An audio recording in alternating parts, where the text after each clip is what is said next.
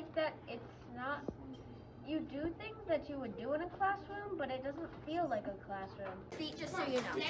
Okay, ready? And then go Berkshire.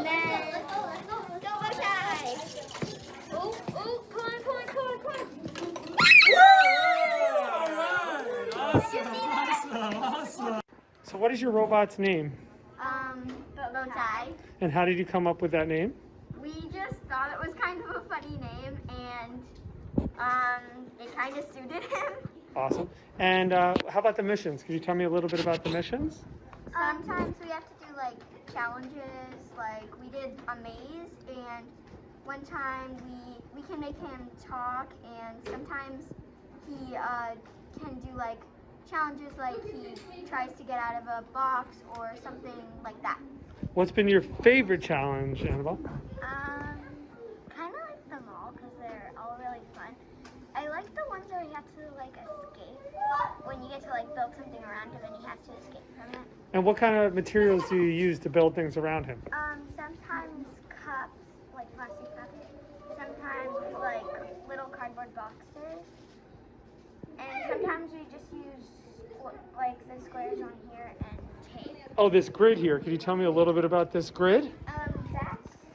So each interval is like, I think like 90 centimeters, and they're 10 centimeters, I don't know, but there's a bunch of grids, and all of them, or 3 inches, all of them, there's a bunch of them on here, and then Dash, you can program Bowtie or Dash to go from certain squares and certain intervals. Awesome. Do you think you'll keep this interest up next year? Yes. Yeah. Great, thank you. So it's supposed to, when it goes down, it's not going to go that much, but if it goes down far enough, then it will fall. Okay, ready? All right. Well done.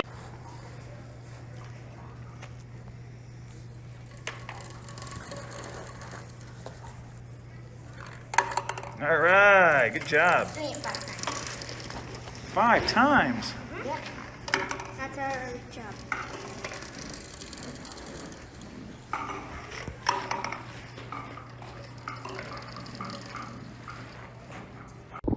So how did you come up with your team name?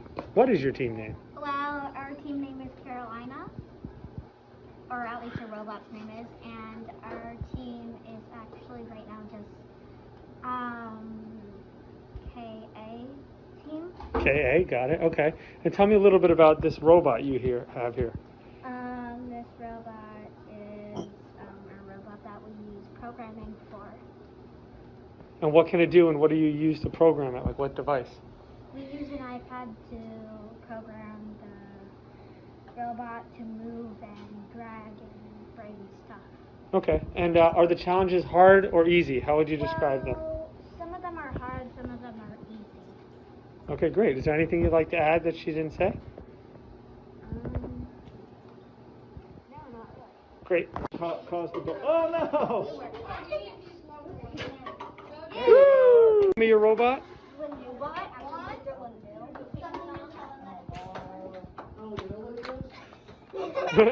Yes! We did it! Yeah. What's the code you're going to put in there? What are you modifying? We're changing the human interaction just so he can do it by himself. And we're also going to add a look left so our hat system will work. Ah, okay. Okay. So, when start, he's gonna look up. Wait, let me do it. So play the code. And I laid at 60, 60, maybe I'll make it 50, 65. Wait, how did you make that dance? Yeah, we're good. it's an You're gonna add animation. that to the video? Yeah. Awesome. Guys, might want to get out of the way. All right, so that's our 5-minute video on Coding Club. Charles, you want to add anything to that? Yeah, I would just add that our unbridled enthusiasm is totally warranted, because what you can't see in the videos is that behind the scenes, the amount of work the kids have to do to build the code in order to get the robot to do some of the what seemingly are simple tasks is actually much more complicated. So it's pretty fantastic. I see Bonnie has her hand raised. First of all, this is great. Secondly, Charles, you started to address it. Could either you or Chris address what the learning is in order to be able to have these young people learn how to code? Well, I can start off with that. We started them off before we got to the Lego stuff that you saw there. That's kind of like the little engineering that we did, but primarily it's meant to be a coding club. So with the Dash robot, you get a series of challenge cards.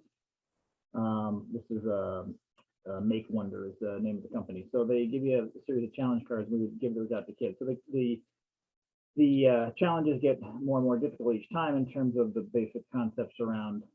First is just logic, just basic step by step. What is this robot going to do? Then they can get into loops, and then so it repeats itself. They can get into if-else statements.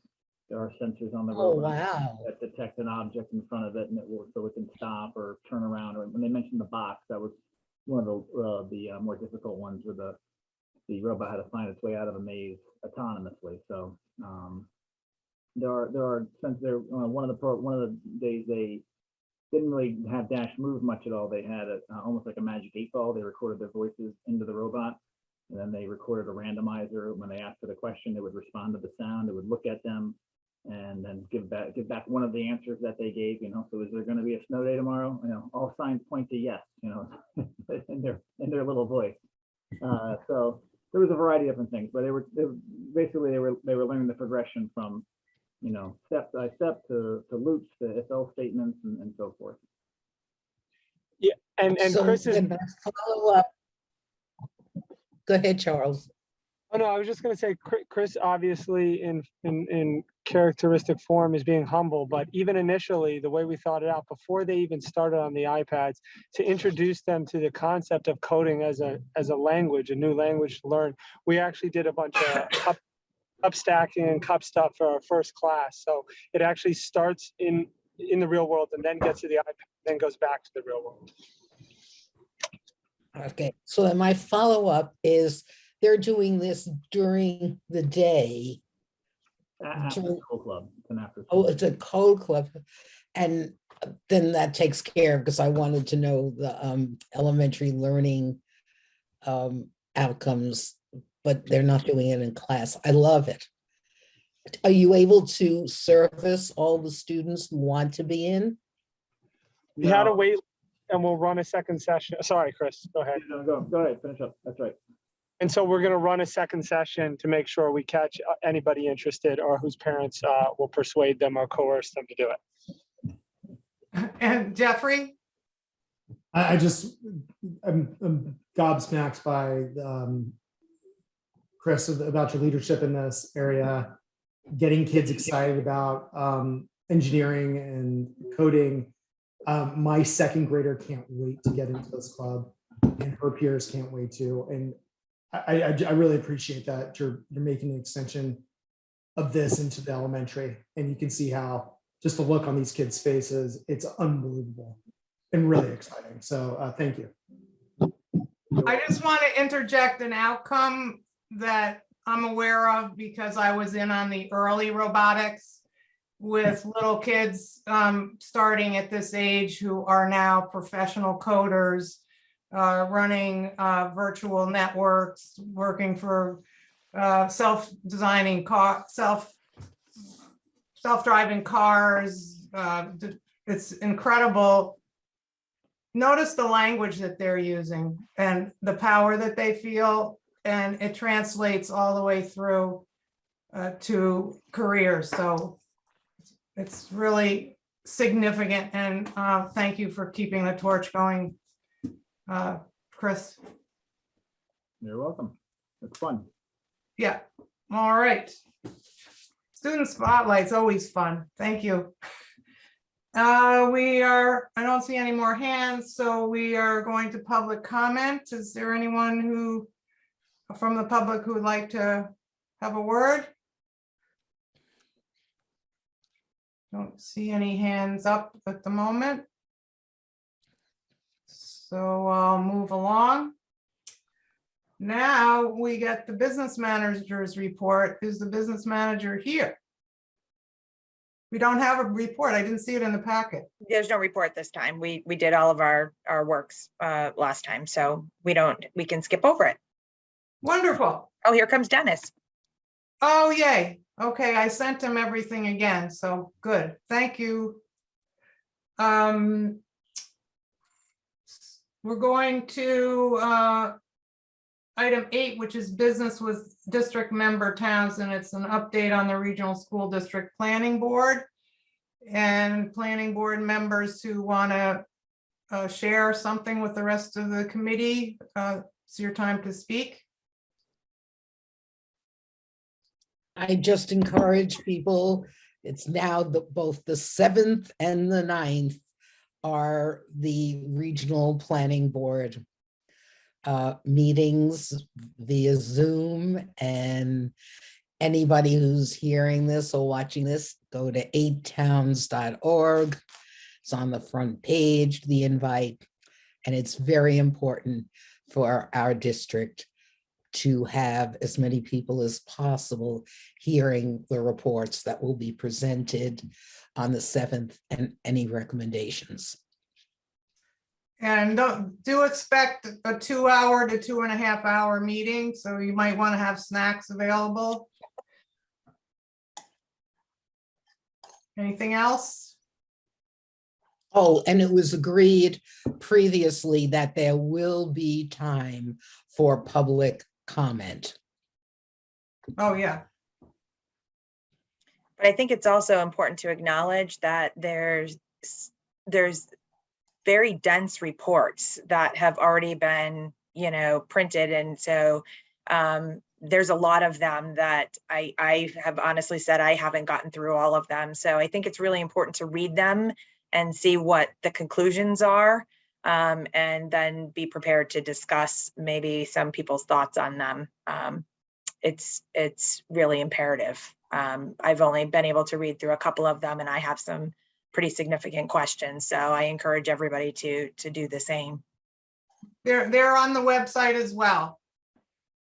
So you can click on those, and good reading for a rainy day, which we're going to be having. Mm-hmm. And when it's icy and you can't go out, might as well stay in and read. Okay, so the chairman's report, I just want to let you know that New Marlboro Select Board has responded to my request to get cracking on a new member from New Marlboro. I've put out the word, and I think I may be on the docket. Well, next Monday night is the meeting where they may be starting to discuss it, and I guess I'll be on the planning board meeting. But anybody who knows anybody in New Marlboro that might be interested, please call them, especially Jeffrey and Danil know people who are connected with New Marlboro School, so they may know. Laura, I believe too, right? And Laura, yeah. So we know that it's really hard for parents to do this job, but maybe there's somebody who can, or a grandparent, or someone else who lives in the town and cares about our district. So I'm hopeful. I have asked that we could please have this person by the vote for the budget, but that's kind of a short timeline. It's only a month. Well, it's 6 weeks away. Maybe they can pull it off. So that's what I'm working on right now. I also sent a report of our year's work that's going to go in the New Marlboro town meeting. And if anybody wants a copy of that to send to their towns, be happy to make it available to you. Okay, so now we go on to the superintendent's report. Okay, so I just wanted to acknowledge that I owe an update to the community about the extracurricular testing policy that the school committee had approved at our last meeting. So I want to get that. That'll probably be my rainy day work tomorrow morning to get that posted, as long as also with the list of extracurricular activities. And there will be a follow-up message about when everything actually goes into effect. So unless Sandy has more information tonight. I'm not sure we do yet, but there will be lots of follow-up information. And if we need to have a community conversation that follows once we get this rolling, we're happy to do that once we get going. It's been incredibly busy with meetings. As I was talking to one of our very faithful staff members who has been attending several with me, she commented, I didn't have any idea. But we are very, very busy with our budget planning meetings. We had the regional roundtable meeting with our select board members and finance committee members last night, which was great. We're negotiating with all of our bargaining units. And as we were talking about next week alone, there's at least 5 hours worth of meetings with the regional school district planning board. So there's going to be lots of information to report going forward, but there's a lot of work going on behind the scenes. So that's all I have for you tonight. And besides the fact that there's no school tomorrow, which I think I reported on every single social media app, just in case anyone's wondering. Does anybody want to use this time to ask Beth a particular question? Okay, then we can go on to the Curriculum and Professional Development Coordinators Report. Julie. Hi, everybody. So you got my report in advance, so I'm not going to read it to you. I'm just going to touch on a few things. One thing I want to mention, because Beth didn't mention it, but I think she probably wanted to, was February 16th, we have the Internship Community Partnership Meeting. So if anybody knows of someone in the community that would be interested in taking on interns, this would be a great time for them to hop on and learn more about it. The other thing that I just wanted to say is that we are really trying to get the Math Academy off the ground for February vacation. We sent out 94 invitations at the beginning of the week.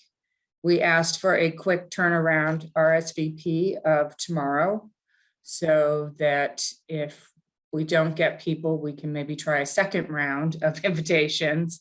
Clearly we have to have a certain number of children interested in participating to justify running the program.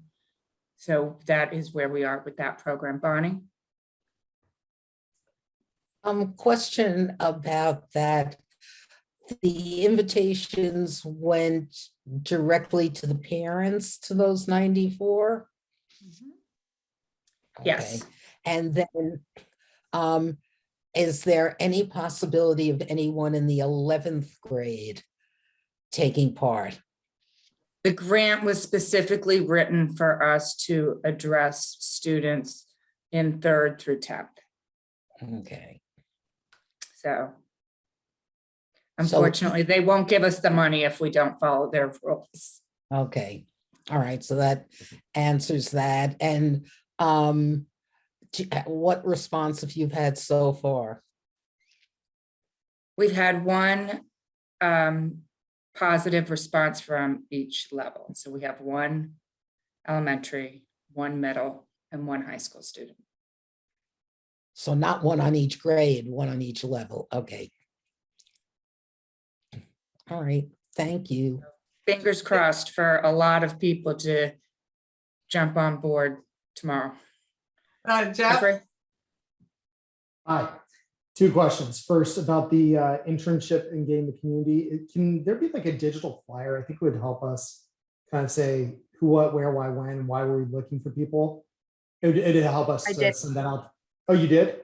We've done it multiple times, and what happened is that but we're going to do it again, and that's why we're just talking about it. I talked about it last night with the with all of the town members again, but what happened is they started scheduling other meetings on the same night as the night we were gonna, so I tried to claim the 16th as the big night, but I'm going to reach out specifically to the people who had requested to have internships and do a personal invite for that night. But we just wanted we're doing it on the 16th, come heck or high water. So that's what we wanted to get out there, but we'll put it out on the website again. We had done all of this, but we'll do it again. I'm happy to send it because I've had conversations and it Yeah, would be so that helpful would be if I- great. Yeah, great. The other question I have is, it's just more for like an eye towards budgeting and everything. We've got a new math program in. I'm kind of curious about like, how well is it performing? And is there any need for like budgeting for training? Like, is there ongoing training that needs to be associated with it? And I'm just wondering, do you have data that kind of like lead us one way or another for thinking about that, especially as we go into the budgets?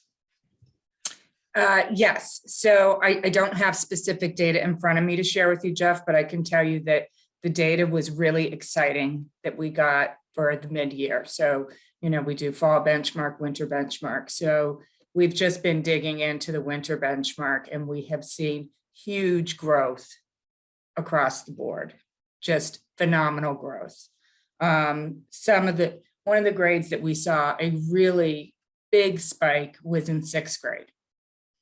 So I would say that, you know, our second benchmark is showing amazing growth to the point that the company even said, you're above what's expected for your growth at this point in the year. So I would say it's going quite well.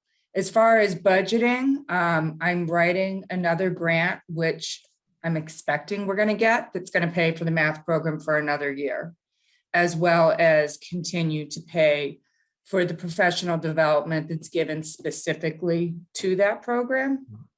But then I'm also budgeting in separate money for the funding of professional development just on teaching math, not learning a program, which is coming through Mount Holyoke with Mike Flynn and Sarah Bent. So we will be doing lots of professional development around math.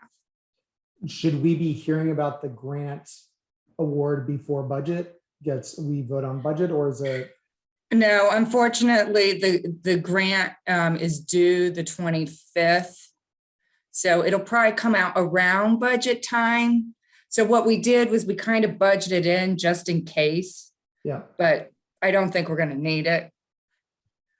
But it's going to be like days apart. So, I mean, we might know beforehand, but there's a good chance we won't. Okay, I think just for being safe and knowing that it's a new program, it makes sense to have it in the budget just in case. Yeah, it's we there don't get the just in grant. case. Yeah. I like your two-pronged strategy. Thank you. Bonnie? Julie, I am so excited to hear the result in terms of the 6th grade. I know that Jesse can address this. You know, that has been an issue for us for years and years and years. The whole question of, you know, middle school math and preparation for high school. So that is, to me, that's a phenomenal result. Keep it up, or the kids keep it. Yeah, exactly. The kids and the teachers and the parents that are supporting us by having their students do their My Pathway at home, which is a part of the curriculum that really helps build in any holes they may have in their learning. So it's definitely been a team effort, but I was absolutely ecstatic when we got the news. As Jesse will tell you, I got a little carried away. It's all good. Just as a follow-up to that, knowing how staff have been in the past, I don't know whether Jesse would address this or you, how has the receptivity been on the part of our staff?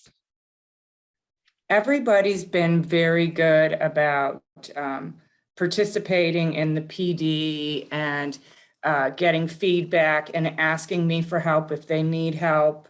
I would say that even those people who might not have been thrilled about getting this program have really jumped in with both feet, and they're doing their best to implement it. And so I think the data is going to, you know, tell the tale, and that will give us more buy-in.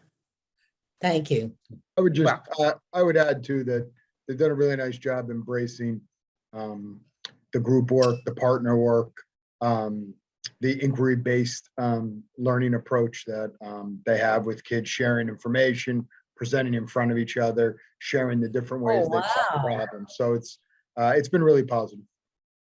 It really has. I'm also doing a book group, Bonnie, with actually the two ladies that are on the meeting right now are a part of my book group, which is a Mike Flynn book.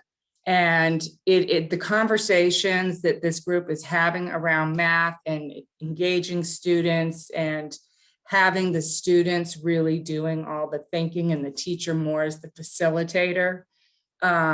It's amazing. All of them are just really going out of what would be a normal comfort zone and trying all kinds of new things and coming back with nice success stories. Great. It is so, you hear, I'm sorry, all the crap that goes on.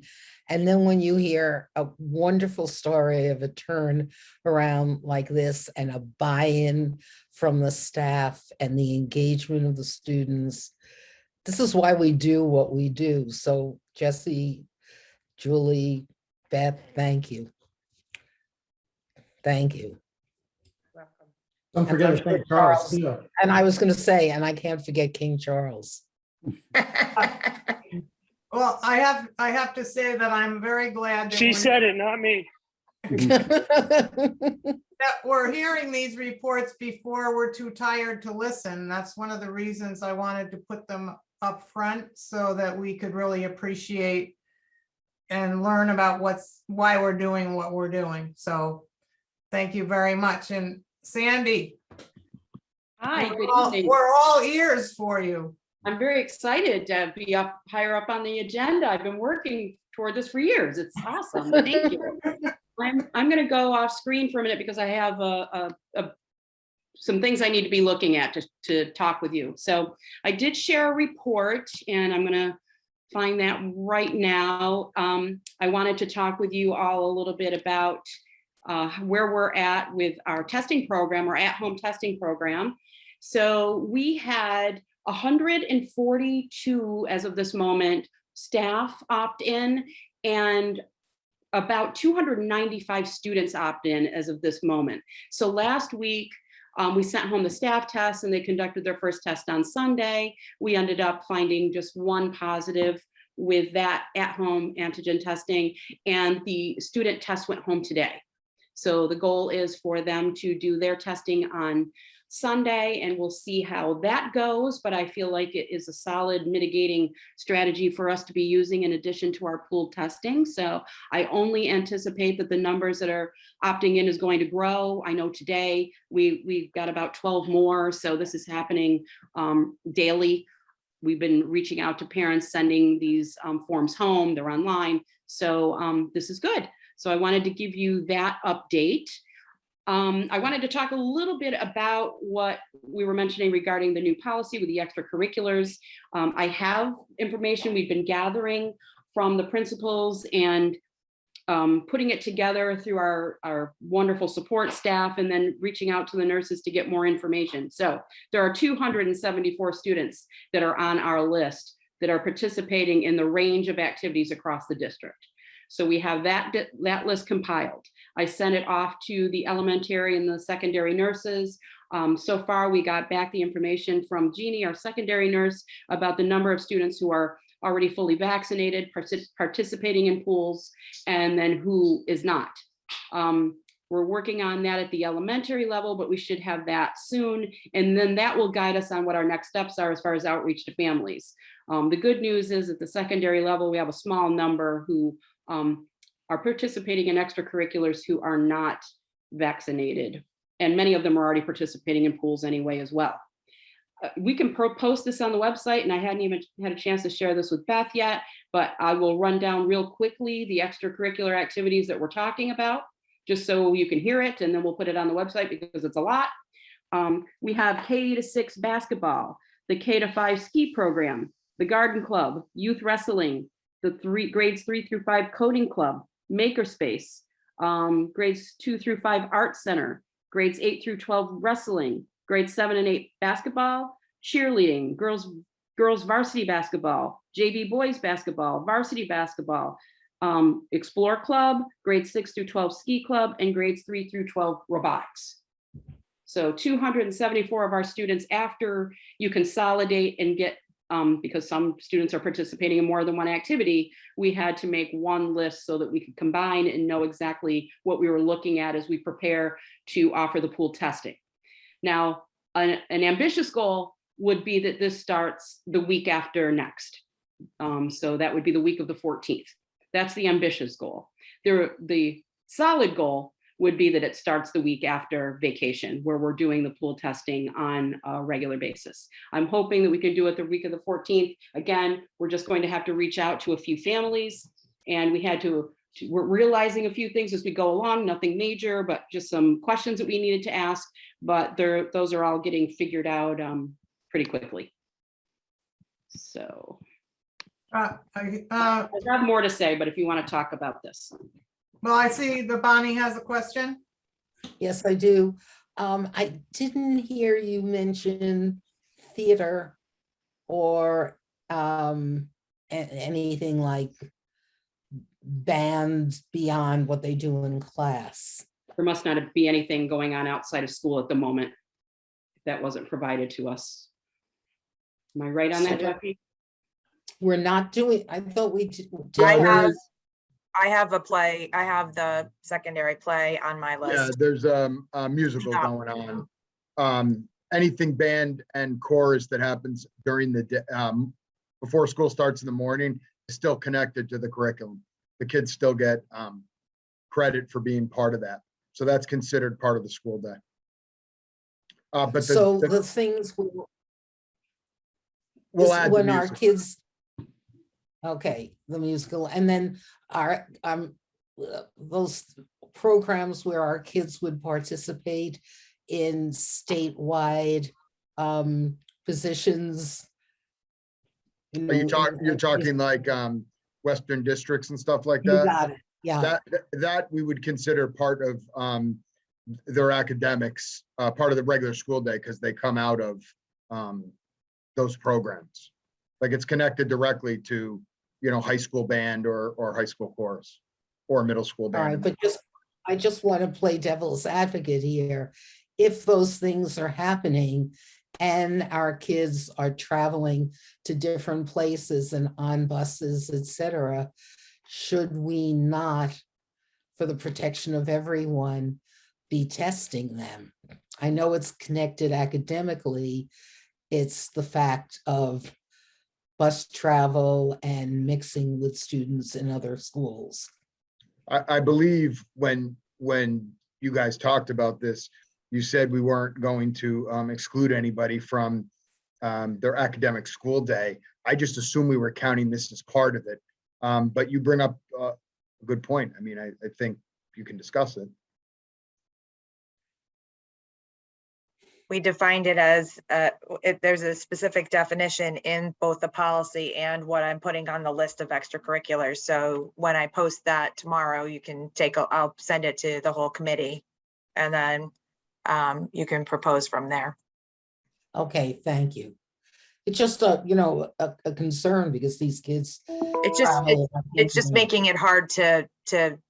I know. Getting pretty blurry. So, this was a very specific definition, and that's what we were going by originally. So I may be the only one with that concern. Great. And Jesse, if you want to send me the list with the theater, then we'll add this in so we make sure we have everybody covered. Okay. Any other questions about the testing? Okay, let me go back to my report. I just wanted to, there's information in there regarding circuit breaker. I like to make sure that I mention that each year right around budget time. So circuit breaker funds this year, we had 287,500, and that is for our high need students, 7 students qualified. So that money goes back into our programs and is currently paying largely for tuitions. We just applied, as I mentioned at the last meeting, we applied for a grant that provides mental health supports and multi-tiered system of supports through DESE. We were awarded $113,000. And one of the things we're going to be doing is a universal screening. It will be a mental health screening for our students. Right now, we have been focusing on grades 6 through 12 and are looking at a screening, which is kind of an interesting acronym. It's called SCARED. But it is a screening for children with anxiety related disorders. So we're looking at that right now. We talked about it a little bit today at admin. I had our mental health professionals and our local, a couple of local professionals look at it, and it's really simple to use, could provide us with some real valuable data for us to make some decisions regarding tier 1, 2, and 3 supports that we're providing to students. So that's exciting. Also with that grant, there's going to be some professional development, and we've been talked to Julie recently about maybe offering this summer a week-long series to our staff members in small groups with various areas of mental health addressed, anxiety in the classroom, trauma and how it appears in the classroom, how we can address it, executive functioning and non-medicine related interventions, depression, things like that, in addition to self-care for our teaching staff. So we're working on putting that together. And it also supports our mental health, or another counselor, a part-time counselor in our district. So that's terrific. And we're hoping that is something that we can expand, and it's going to be a grant that we can apply for again. But I'm looking forward to gathering this data and seeing how we can best support our students at a really challenging time, and our staff. Bonnie, is your hand up? Yes. Thank you for that, Cindy. Just to let you know, at the roundtable yesterday, that whole issue was brought up of, well, what is it we're actually doing in the whole area of social and emotional well-being? And one of the things we talked about is are putting together an article, a feature for all of our 5-town newspapers. So I volunteered to contact you to see if we can work on putting something together, that Jane and I can then, give to our papers and then to others. So yeah, that was a real issue because they hear social emotional well-being, and the question is, what are we doing? Whatever happened with your WARM program? I'm glad you brought it up. I was actually going to bring this up today. So as Chris Thompson might tell you, I have been relentless about trying to get this set up. Our biggest challenge has been the phone line. Actually getting a phone line that we can have one number, because it'd just be too cumbersome to have different numbers, and we're going to have different professionals manning this line. We talked about it again yesterday, and we're going to try another route that we hope gets us to where we need to go. Because we want this going now. People are ready to do it. It goes right in hand with what one of our district initiatives is, and also with this new grant that we received. So this is all ways that we can continue to support our students, our staff, our family members, our community members. So yeah, it's there. I think anybody will tell you that I'm talking about it nonstop. So I want it to happen now. Our folks are ready. Yeah, I'm here. It's just the technical side of it has been a little difficult to roll out. Now having the grant makes some other technical possibilities a little more likely, but there's still a lot to put into this to get one number that relates to multiple numbers, to get the right service carrier, to get there's scheduling, there's administrative sides of it all. But hopefully soon we'll have the right answer.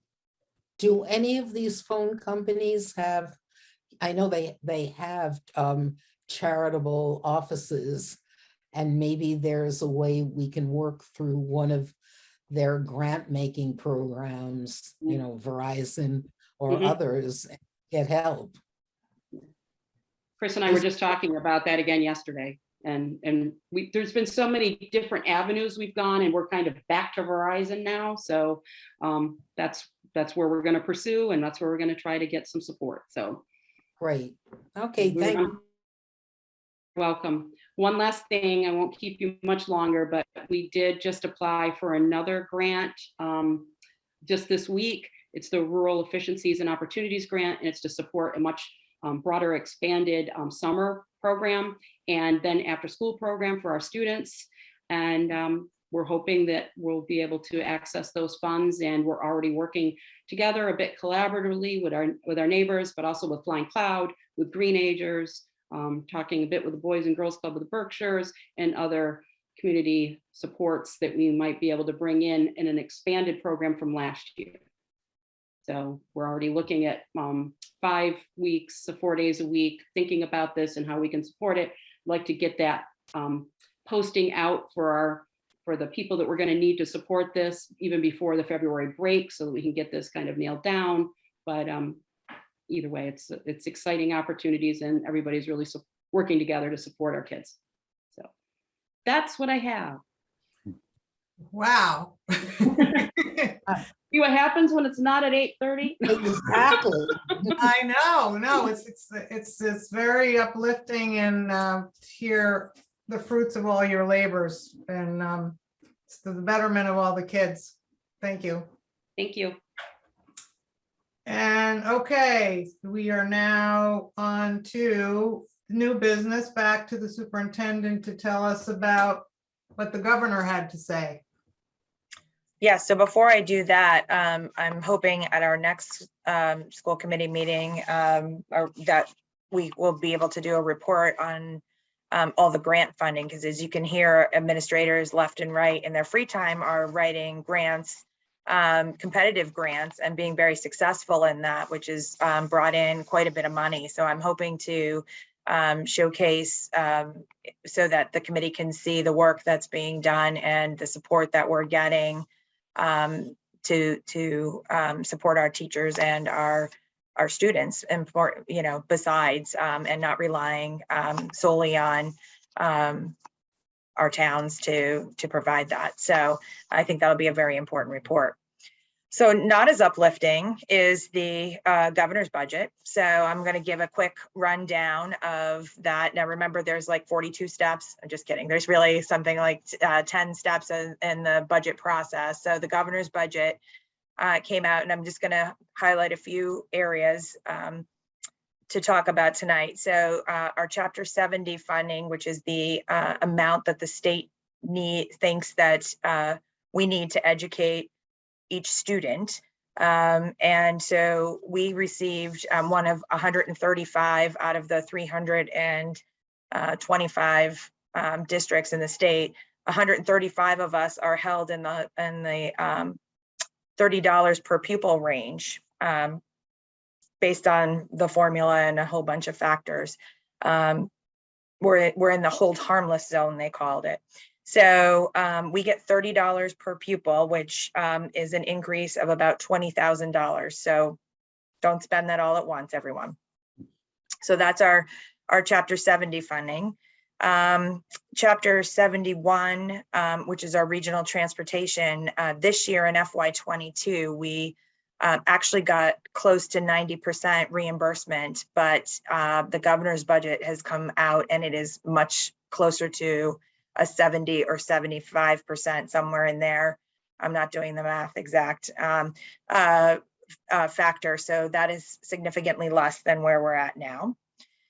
The funding formula has in it a 4.5% cap on inflation, and inflation was 5.9% this year. So we are already starting out of the gate with 1.4% that we're absorbing on our own. The rural schools initiative is fully funded at $4 million. And as you know, this year was our first year getting qualifying, and I'm still not sure how, but we got $70,000 out of that $4 million.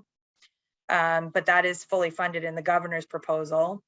And the regionalization grant, which is what we've been using to work with our neighboring districts over some possible regionalization solutions, was $500,000 for the last couple of years, and in the governor's budget is funded at $0.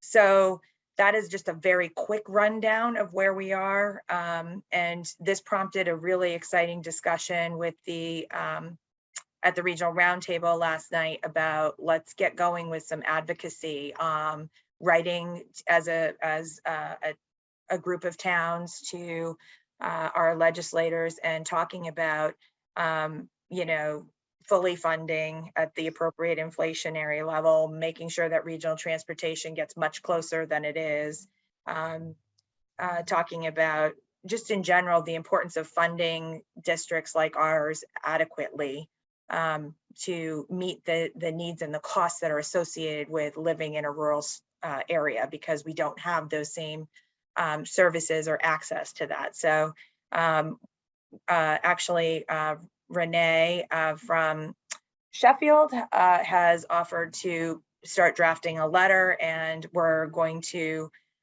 use that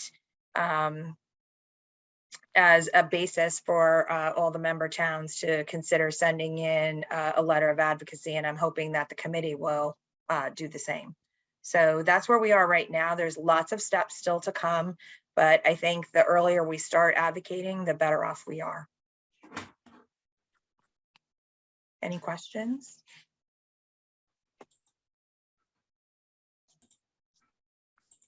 I know mine isn't nearly as exciting as everybody else's, so. But important information to know right now. Yeah. Mhm. All right, now we're going on to the unfinished business. I don't see any hands up to query anything that Beth had to say. At our last meeting, we mentioned school committee goals and the collaborative goals that we have with Beth. And I decided to present you with possible things to be thinking about in terms of goals that we can hone in on in particular. And this is only my way of jump-starting us thinking about our goals as a committee in terms of supporting the district. I don't know, given the fact that people don't seem to have gotten their agendas and whether you got your agenda packet, you should have had 2 sheets. One are the 2 goals that I took from Beth's goals that she gave us, and the other describes how to design a SMART goal. How many of you actually have those available to you now, so we can possibly get some thinking, oh, this is wonderful. Okay, so I'm interested to hear what you think about this approach and what you think we can do to forward the achievement of these goals working with Beth. So does anybody have any comments to get the discussion going? We're doing it this way rather than trying to do a special workshop or another hour or 2-hour meeting to see if we can accomplish picking out a couple of goals with some action steps using the template of the SMART goal, which makes us be specific and measurable, something we can do that's achievable, that's relevant to these goals, and actually has a time frame by which we would achieve it.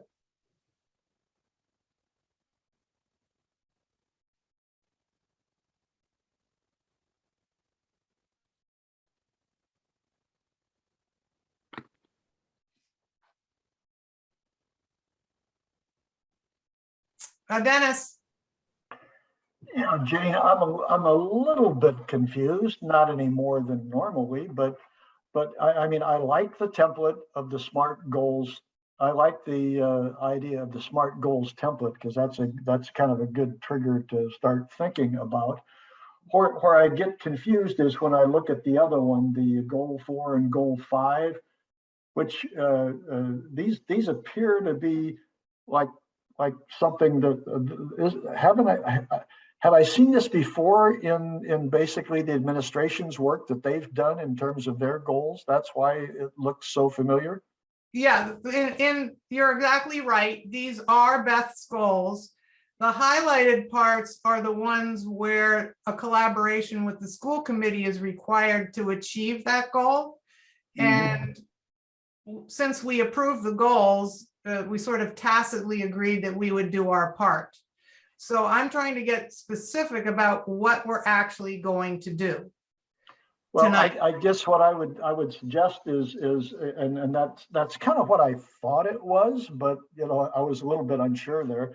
What would be probably a good exercise for all of us would be to take the SMART goals template and kind of use it as a tool along with, you know, the goals that were written and printed out to basically kind of you know, see if we want to rework those, you know, along the lines of more of what we as a school committee do, as opposed to, you know, just copying what the administration's goals are. I think the two together could be, it'd be healthy for us to do that, you know, as individuals, I think. Well, thank you. I agree with you. I think this is the way we can go. So I'm just going to throw out a couple of ideas here. And because I had a heads up on this since I was been thinking about it for weeks and you've only seen it for days. We have a couple of areas where we can be influential. One is the advocacy for our rural district with legislators. The other has to do with communication with our communities about the regional school district planning board and get some community conversations going, which really are lively interchanges between the school committee, the admin team, sharing information and listening very carefully to making sure that we hear what our constituents are thinking, because that has been missing from the current process that the planning board has been doing.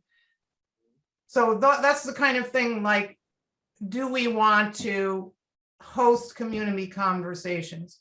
Do we want to write school committee letters to the paper, to the legislators? Do we want to cultivate particular legislators to invite them to come to our meetings, to understand what we're trying to do? There's a lot of different avenues that we could take. So a SMART goal is to pick a specific thing that we want to commit ourselves to do that will achieve an end that we value. And I think we could probably do that together tonight to pick one or two, or even one. I'll be happy if we pick one thing and we go through the template and we figure out what we're going to do. And it's not even 8 o'clock, so it's only 7:03. I think we could do it in 15 minutes. If somebody has the energy. What do you think is the most important thing we should be doing? Dennis, your hand's still up. Is that just because it's up?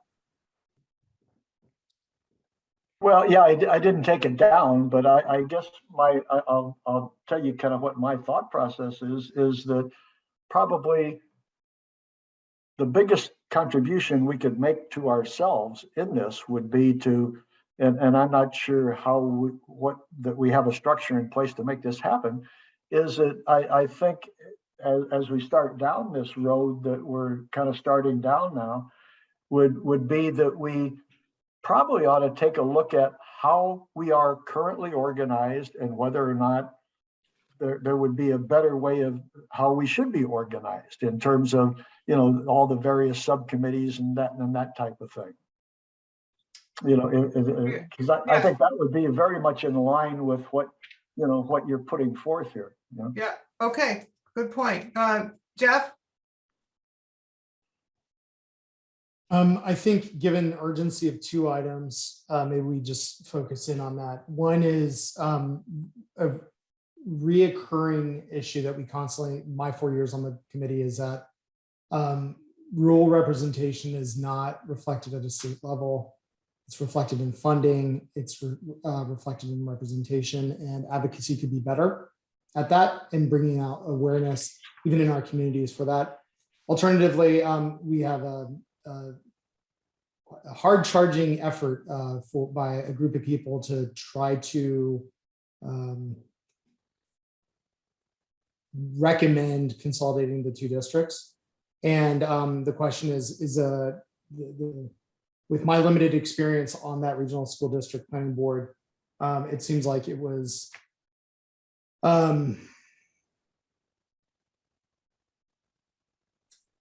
I wonder if like the never mind, I'm gonna check my things. I think the issue is, do we want to speak as a community and whether our interests are actually being reflected in the recommendation that comes out? And that might be a really pressing issue because might be coming to town votes within a year. And as we know, there's not going to be money in the budget for it from the state. So are they going to be rushing to push out a recommendation that might not be in the best interest of the entire community?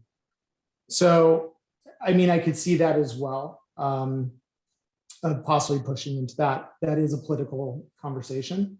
I'm not sure what people's appetites are for that, for pushing into it, but I feel like those are the two pressing issues that are there. So I would say if we were going to focus our energies this evening, I think one of the two issues, we could probably be very specific and concise on that.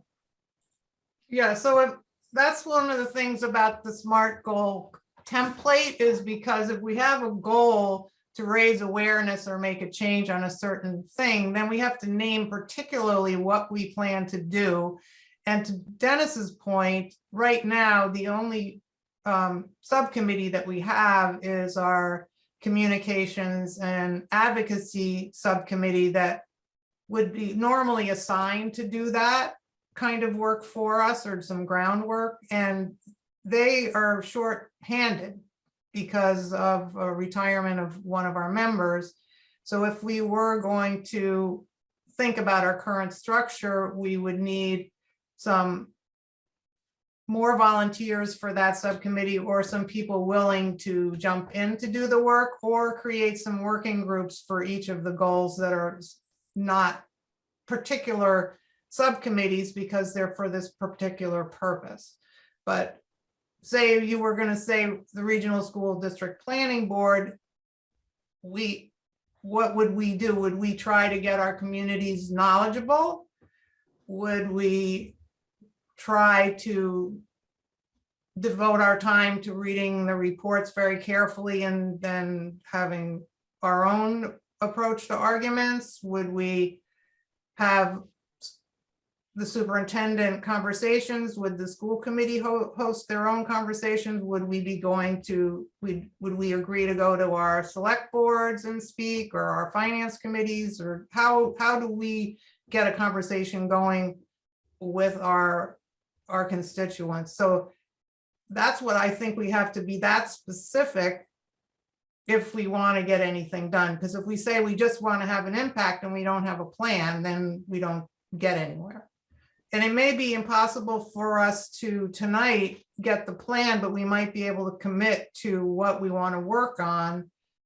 And as far as both of these things seem important, then the timelines should be relatively short. We don't want to spend 3 months figuring out what we're going to do.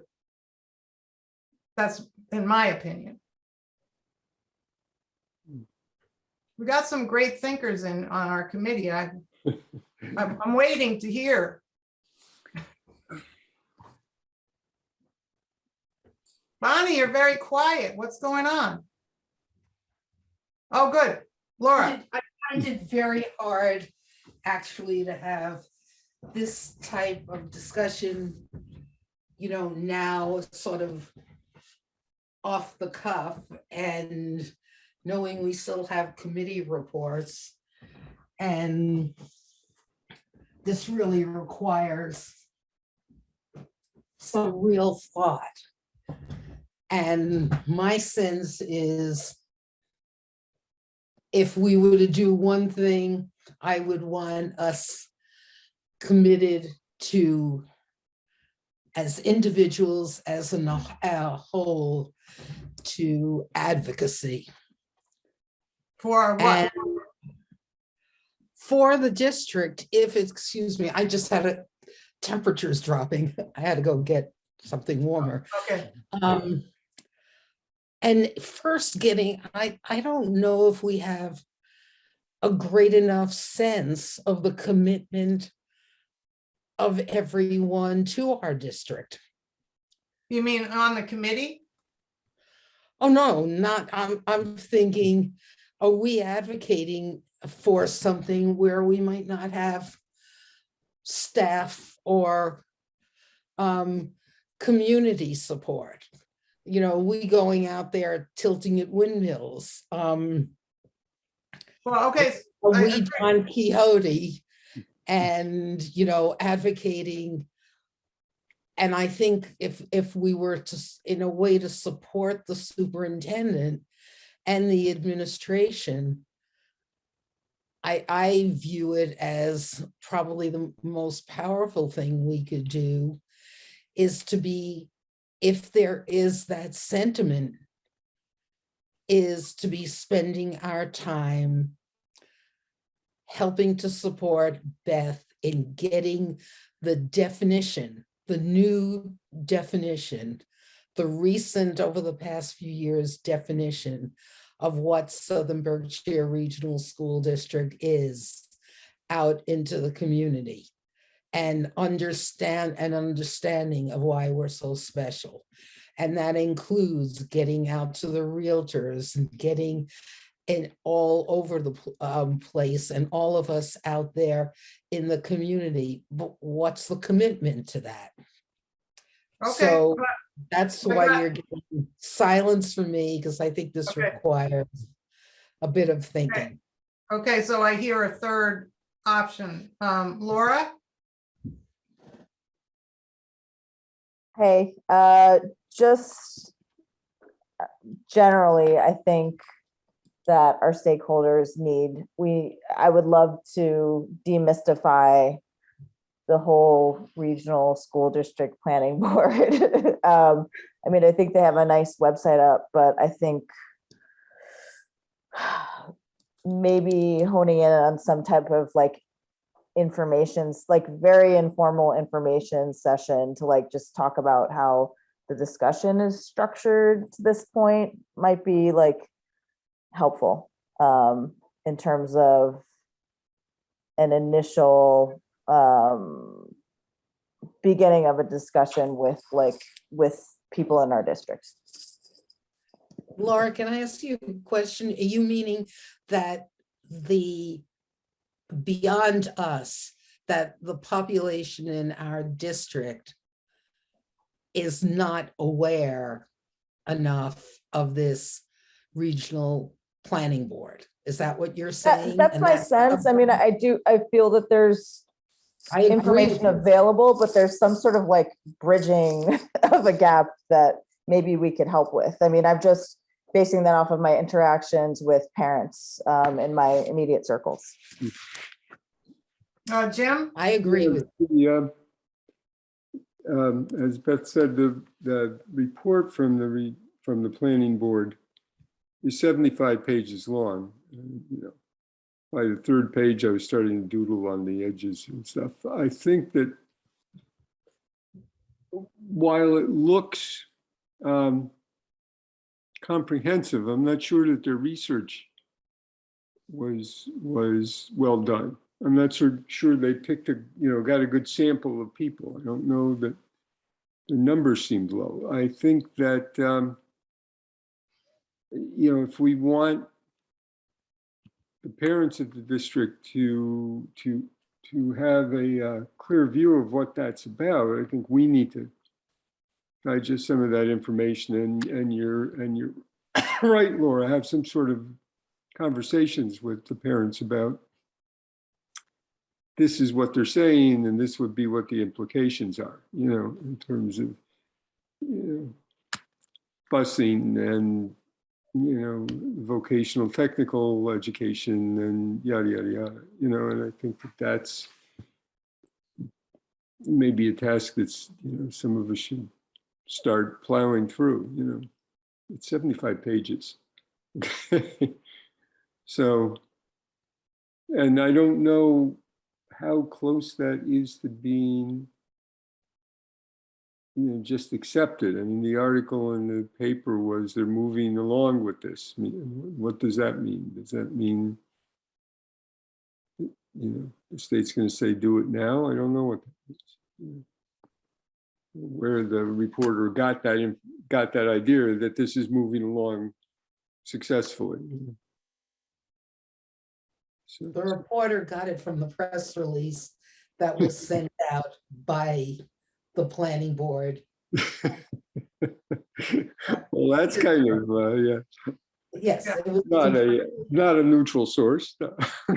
Yeah, well, we have luckily already established community conversations through goals that we set with Beth last year about better communication with the public. So we didn't get too many people showing up about vaccines, but we got a lot of people showing up about New Marlboro.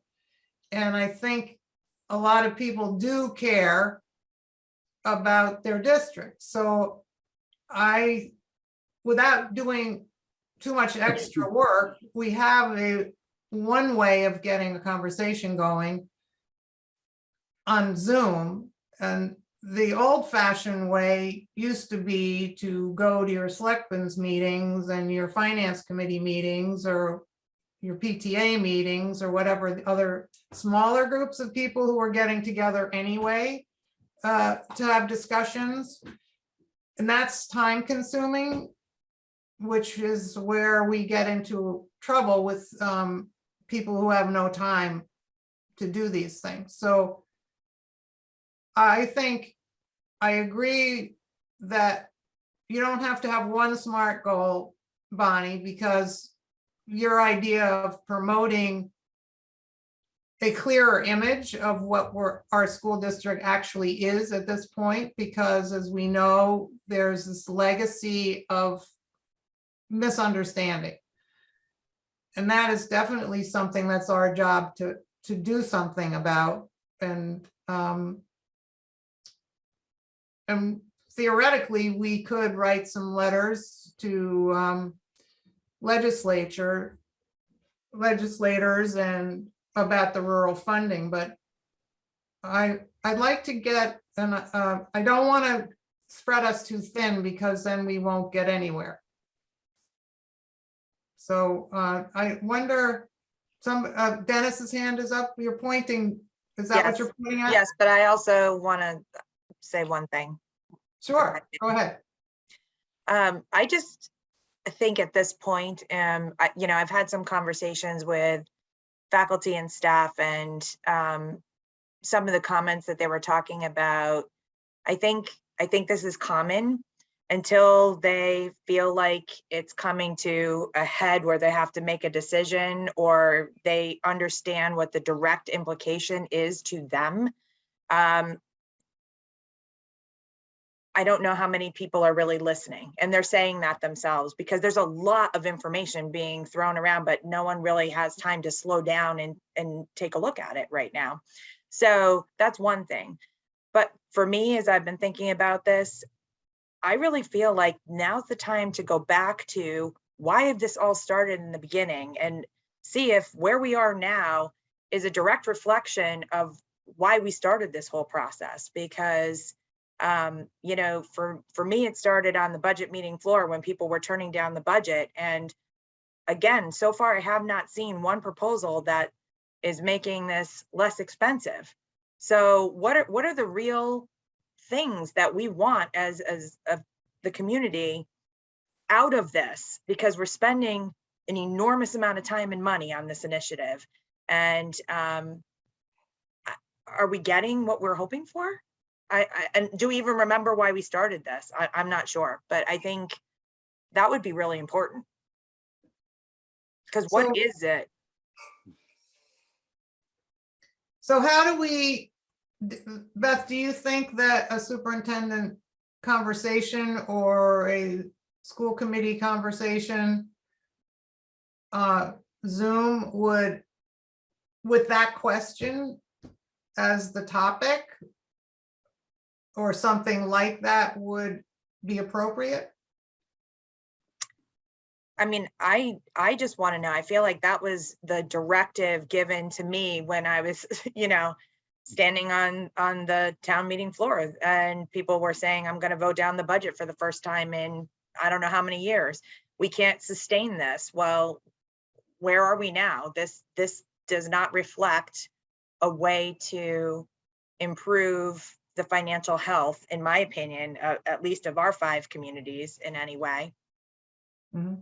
Every single thing is more money. It's not maybe as much money as we thought, but it's certainly not cutting. So what else has been a benefit? This I briefly looked at the most recent study that they just sent out, and it didn't really, to me, it seemed inconclusive whether or not consolidating districts made education better or worse. I mean, there wasn't really any solid evidence out of the districts that combined that showed that made it worthwhile. So I'm just throwing it out there as this is a lot of time, and I can't even devote the right amount of time to this. So I just think it's a super important area for our committee to invest in right now for a Okay. variety of reasons.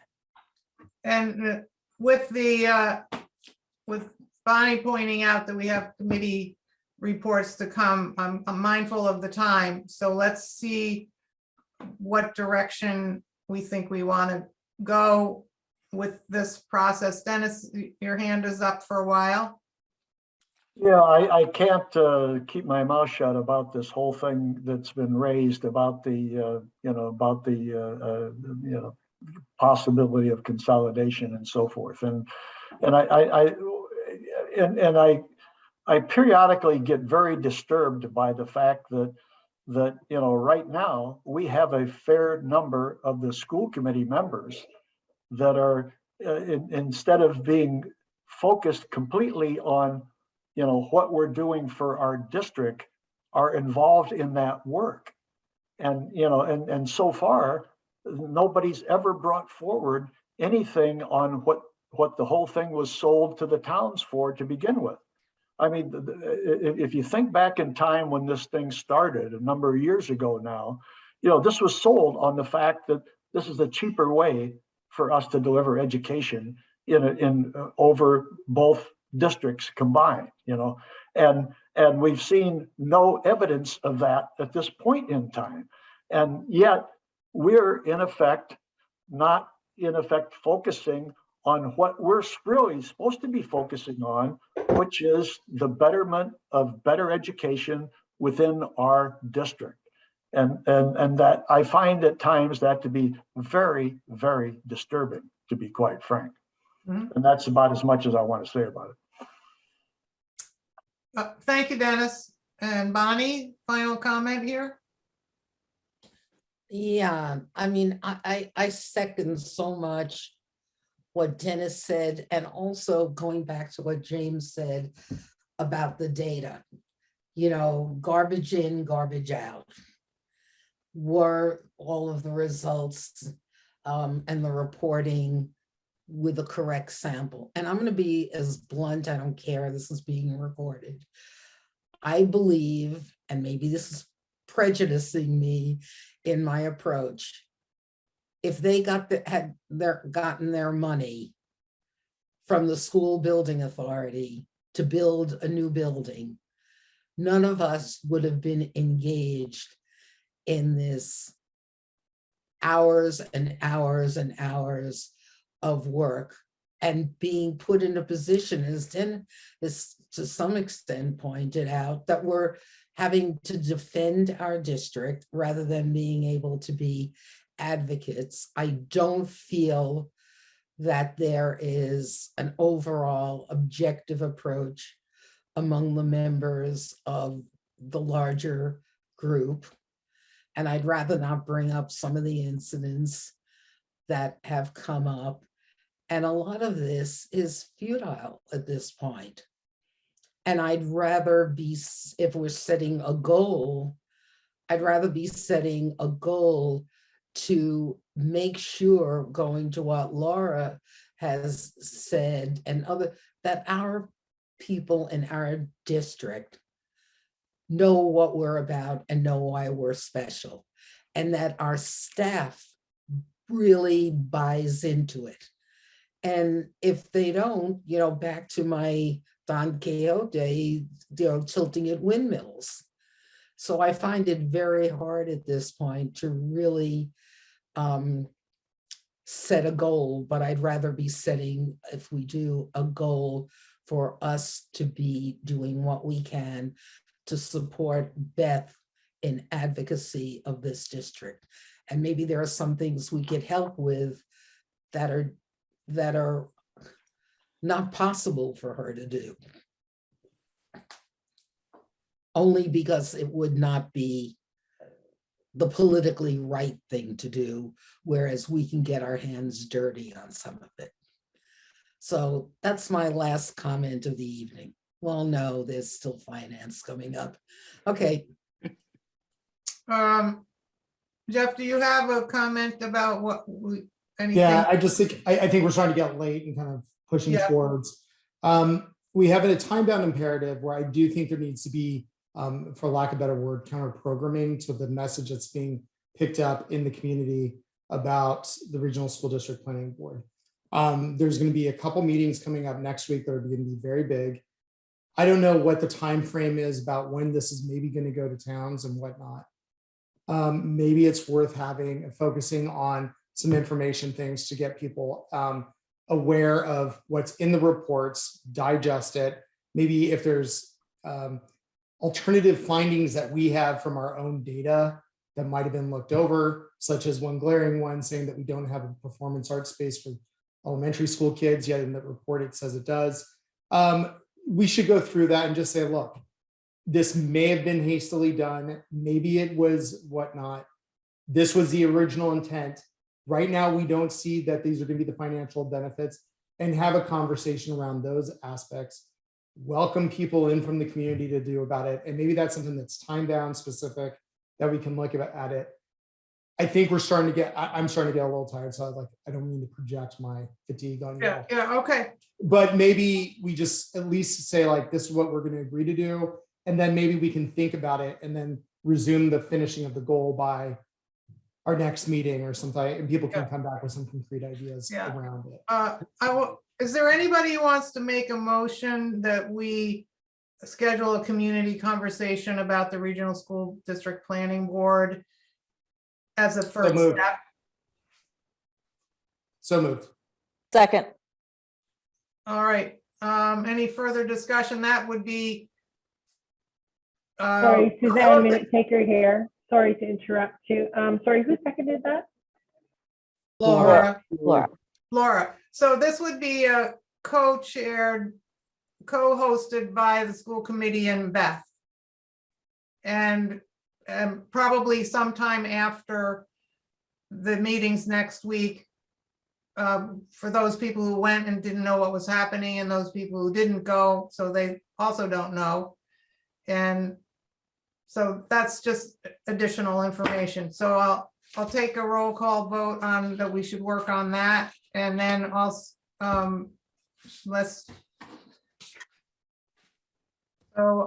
Jeff? Yes. Danil? Yes. James? Yes. Laura? Yes. Dennis? Yes. Bonnie? Yes. And Jane? Yes, so that's a starting point, an immediate action that we will pull off in the next, as soon as possible. I won't put a time on it because we know there are a zillion other meetings. And we'll keep this template in mind. If you all can continue to think, maybe just as homework, you fill out one idea like Bonnie did, and something that interests her and some steps that she would like to see us take. And we can always keep revisiting this. It's not a one-time thing. And I thank you for your time on this, and off we go to some subcommittee report. Thank you. Jane. Yeah. What did you, I said thank you. oh, okay. So For your first applying up was, structure to that. yeah, okay, so Finance Subcommittee. Hi, everybody. Since we last met, we've had a couple meetings included in the penultimate meeting. We got a bid. We looked at a bid for regional transportation. It came in surprisingly high. So we voted as a subcommittee asking administration to go back and look at comps of what's going on in other districts close to us to see what was their rate increases on recent renegotiations. Earlier this week, Beth and her team came back, reported on that, and we voted to recommend to the school committee tonight that we vote on authorizing Beth to go back and negotiate with the bidder in this for a lower rate. And seeing that, I'd like to take a motion from Bonnie. I think we'll make the motion for it. Thank you. The school committee motion, the school committee approves the recommendation of the finance subcommittee to postpone any approval of the proposed bus contract until the superintendent conducts further discussions with Massini Bus Company in an attempt to achieve a more favorable contract. Second. I second. Okay. Oh, you seconded? Any questions from the committee? Okay. Okay, roll call vote. Jeff, Yes. Danil, Yes. James, Yes. Laura, Yes. Dennis, Yes. Bonnie, Yes. Jane, yes. Okay, thank you very much. And again, from the finance committee to the administration, thank you for all your really heavy work that you guys are doing. Appreciate it. All right, so I think community relations and public school advocacy, I hope you'll meet soon and sort of digest how you want to, what role you want to play in this, what we've talked about tonight. I know that you're going to be starting on the budget flyer, the newsletter, once the budget's been passed, but that's not happening, won't be coming out until probably April. So you have a couple of months where you could be working on these other issues if you feel appropriate. Policy, don't think we met. We haven't met, but I should warn everybody that, you know, one of the things that we haven't done yet is that, you know, we've done several things in policy lately, but one of the things we haven't done is last year, and it's almost now 6 months old, MASC did a complete rewrite of all the financial sections of, you know, of our you know, of what we actually do, you know, and we haven't even, it's almost 30 items, you know, and we haven't even touched that yet. So we are going to have a number of policy meetings, and I'm only kind of warning everybody because we really need to pour through that, because that, you know, that it was a complete and major change of sections of our policy that basically have been out of date for a long time in some cases. We don't even have some of the positions that we still have in our policies. So it was a major rewrite that we're going to have a number of meetings for just to go through those, like nearly 30 policies that are in finance. That's it. We can't wait, Dennis. Bonnie, you're up next with personnel and negotiations. Fortunately, we meet in executive session, so my report is very short. We had a marathon 5-hour meeting last week. First, the negotiations committee with our council, and then with the various units. And we have meetings set for February 8th, March 8th, March 14th, and March 28th. So it will be a lot of work in the coming weeks. And obviously, we are facing the issues related to not a plethora of extra funds. That's my report. Thank you, Bonnie. I think the Superintendent Evaluation Subcommittee was thinking maybe in March coming up with some midterm things. So James will be on top of that. And let's see, any other subcommittees? What about We probably need to do a minutes review soon, so I'll connect with Beth and Lynn. Okay, all right. And has there been a public health meeting that needs to be commented on? Not since the last one. Okay, so I don't see any other items on the subcommittee list that need to be attended to, and unless I'm overlooking something. And future agenda items, I think there'll be quite a few coming up having to do with planning for next year and updates on various programs. So the next meeting is on, you notice on your agenda that the upcoming meetings are listed, and just for your calendars, you should assume we're holding all of those. And unfortunately, we've met our 2-day posting, our 48-hour posting, but if you'd like me to send you reminders before we have the agenda ready, just to refresh your memory, I'm happy to do that. But future agenda items, does anybody have anything they want to bring up at the moment? It's really important that the committee focus on the March 3rd, because that's the public hearing on the budget is March 3rd. So it's really, that's at 5 o'clock, and that's the one that goes in the newspaper, but that's it's mandatory. It really should be full attendance if possible. Yeah, well, I made my vacation around that date. Remember when I first said I was going to be away, then you said, no, you're not. So I changed my date.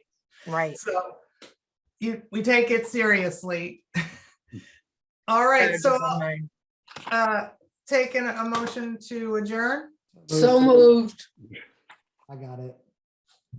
Jeffrey got it. It's his birthday. Oh, I'm sorry. Second. And Bonnie seconded. And do we have to sing to Jeff before we adjourn? Please don't. Okay, it's all right. We don't have to. All right, we do what. Feel the love, though. Thank you. Yeah. Why are we singing to Jeff? It's his birthday today. I'm officially middle-aged. Oh. Okay. So anyway. Mine's Monday, so I wish I were. Wow.